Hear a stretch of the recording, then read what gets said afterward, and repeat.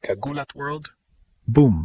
Matapos ang kanyang makasaysayang Australian Open debut nitong January 19, tuloy-tuloy ang pag-angat ni Alexandra Ayala sa world rankings. Kahit nauwi sa dikit at emotional na 3-set loss kontra kay Alicia Parks ng USA, nagbunga pa rin ang kanyang performance. Mula sa kanyang dating career high na number 49 bago magsimula ang Australian Open, si Ayala ay ngayon na sa number 43 sa WTA live rankings. Ang pinakamataas na puwesto niya sa kanyang professional career sa ngayon. Malinaw ang dahilan ng pag-akyat. Ang puntos na nakuha ni Ayala mula sa kanyang main draw appearance, kasama ang dominanting first set bagel at ang manding laban sa sumunod na mga set, ay sapat para magbigay ng net gains sa rankings. Ipinapakita nito na sa WTA Tour, hindi lang panalo ang binibilang. Mahalaga rin ang kalidad ng laro at ang antas ng kompetisyon na iyong hina. Sa kaso ni Ayala, kahit sa pagkatalo, nagsalita ng malakas ang kanyang performance. Dito mas tumitindi ang kwento. Sa harap ng halos pro-Ayala crowd sa Court 6, nagsimula siyang parang unstoppable. Elite returns, maayos na galaw, at composure na bihira makita sa isang debutante sa Grand Slam stage. Ngunit tulad ng inaasahan sa slam tennis, bumawi si Parks gamit ang malalakas na serves at power game. Halo-halo ang emosyon, tuwa sa dominanteng simula, kaba sa dikit na palitan, at lungkot sa huling set. Gayunman, nanayag ang respeto at paghanga sa tapang at tibay ng Pinay star. Sa mas malaking larawan, umuugong ngayon ang tennis world sa mabilis na pagangat ni Ayala.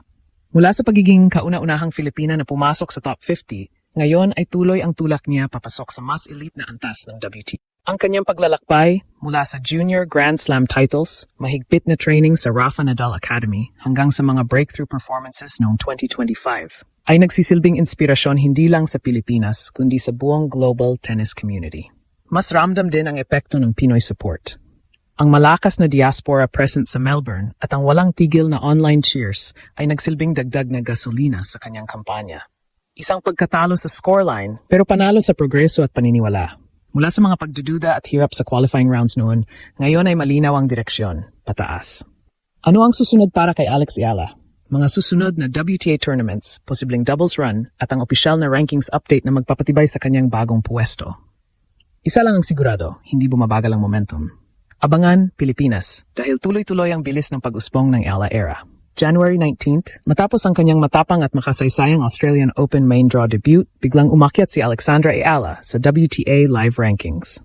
Mula sa kanyang pre-AO official rank na number 49, na career high na nakuha noong January 12th, ngayon ay nasa number 43 sa live standing si Alex matapos ang laban kontra Alicia Parks.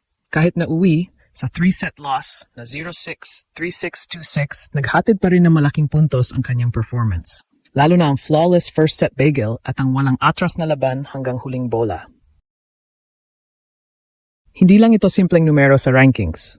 Patunay ito na kahit sa pagkatalo, mabilis ang pagtaas ng antas ng kanyang laro. Dito papasok ang conflict, ang halo ng sakit at tagumpay. Si Ayala, ang 20 anyos na Pinay trailblazer, pumasok sa Australian Open bit-bit ang bigat ng pambansang pangarap. Unang main draw appearance sa Melbourne, kasunod ng mga ingay na ginawa niya sa US Open, Miami semifinals, at sunod-sunod na panalo lam kay Donna Vekic. Sa debut pa lang, nagpakita na siya ng lakas. Isang dominanteng 6-0 bagel sa first set, gamit ang razor-sharp returns, eleganteng galaw at composure na nagpaingay sa Court 6. Dahil sa lakas ng suporta ng diaspora, parang Manila vibes ang Melbourne sa bawat palo niya. Pero bumawi si Parks. Malalakas na serves, agresibong power game at malamig na execution ang bumaligtad sa laban. Emosyonal ang naging takbo ng laro. May kilig sa unang set na parang unstoppable, kaba sa dikitang rallies ng second set at lungkot sa dulo. Pero higit sa lahat, nangingibabaw ang pride. Dahil bawat punto ay nilabanan ni Ayala ng buong tapang at determinasyon. Sa mas malaking eksena, nagulat ang tennis world. Ang pag-akyat ni Ayala sa world number 43, isang bagong life career high, ay malinaw na senyales ng kanyang mabilis na pag-asenso bilang mukha ng Philippine tennis. Umaapaw ang paghanga sa kanyang poise under pressure, all-court game, at fighter mentality na nagbibigay inspirasyon sa mga batang atleta sa iba't ibang panig ng mundo. Para sa marami, ang bagel ay patunay ng slam-level readiness. Ang laban ay ebidensya ng mental steel, at ang ranking jump ay senyales na handa na siya para sa mas malalim na runs sa hinaharap. Nag-apoy ang Pinoy.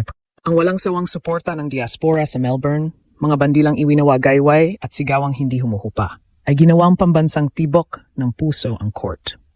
Online Manolive, ramdam ang pagkakaisa at paniniwala na ito pa lang ang simula. Mula sa mga laban sa qualifying, pagdududa at malalapit na pagkatalo noon, ngayon ay may bagong pag-asa at direksyon. At dito sa Ginulatang Mundo, malinaw ang mensahe. Ang pag-angat sa number 43 ay simula pa lang ng mas malaking kwento. Ano ang susunod na milestone? Pasok sa Abu Dhabi, bawi sa doubles o mas mataas pang opisyal na ranking? Abangan, Pilipinas. Tuloy-tuloy ang arangkada ng Ayala era at malayo pa ang mararating. Yung epekto ng pag-akyat ni Alexandra Ayala sa WTA Live number 43, malaki, mabigat at hindi basta-basta. Kahit nauwi ang kanyang Australian Open debut sa 3-set loss kontra Alicia Parks, 0-6, 3-6, 2-6, sapat ang ipinakita niyang level para umakyat mula sa official na number 49, January 12th update, patungo sa bagong live career high. Yung flawless 6-0 first set bagel, elite returns, at walang sukong laban sa gitna ng comeback ang nagbigay ng crucial points. Hindi ito't samba o swerte lang. Ito ay malinaw na validation na elite na ang antas ng laro niya. At kahit sa pagkatalo, mas mabilis ang kanyang pag-usad kumpara sa karamihan. Mas lalong tumindi ang conflict dahil bittersweet ang debut. Nagsimula sa total domination, isang bagel na nagpastanin sa crowd at sa fans sa buong mundo, pero binaliktad ng power surge ni Parks ang momentum. Pagkatapos ng laban, halo ang emosyon. May sakit, pero mas nangingibabaw ang pride at apoy. Fans were high sa kung gaano kalinis at ka-confident ang laro ni Ella sa umpisa. Humanga sa grit na ipinakita niya hanggang huling punto at ramdam na ang talo ay nagsisilbing gasolina, hindi hadlang. Sa global scale, seryoso na ang tingin ng Tennis Insider. Ang mabilis na pag-akyat ni Ella sa number 43 ay lalong nagpapatibay sa kanya bilang pangunahing bandila ng Philippine tennis. Ang unang Filipina na pumasok sa top 50 at ngayon ay tuloy-tuloy ng humahabol sa seeded territory.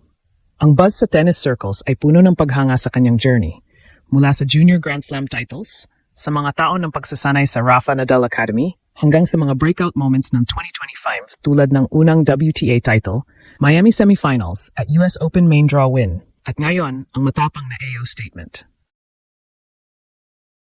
Para sa neutral fans at analysts, malinaw na isa siyang next-gen threat. May poise, all-court game, at mental steel na kayang magpa-dream ng mas malaki sa mga batang manlalaro saan man. Mas tumitibay ang Pinoy pride. Ang walang tigil na bandila at sigawan ng diaspora sa Melbourne ay ginawang pambansang rally ang Court 6. Tinulak siya sa bawat rally at ginawang rocket fuel ang pagkadismaya. Online, ramdam ang saya sa ranking jump, ang pagkakaisa sa suporta, at ang panibagong paniniwala na ito na ang momentum shift. Mula sa mga nakaraang heartbreak, qualifying struggles, malalapit na pagkatalo at sakit ng debut exit, ngayon ay may malinaw na senyales ng At dito sa Ginulat ang Mundo, tutok kami sa bawat hakbang. Ano ang susunod? Abu Dhabi wildcard, bawi sa double sa AO, o opisyal na rankings up na magpapatunay ng pag-angat?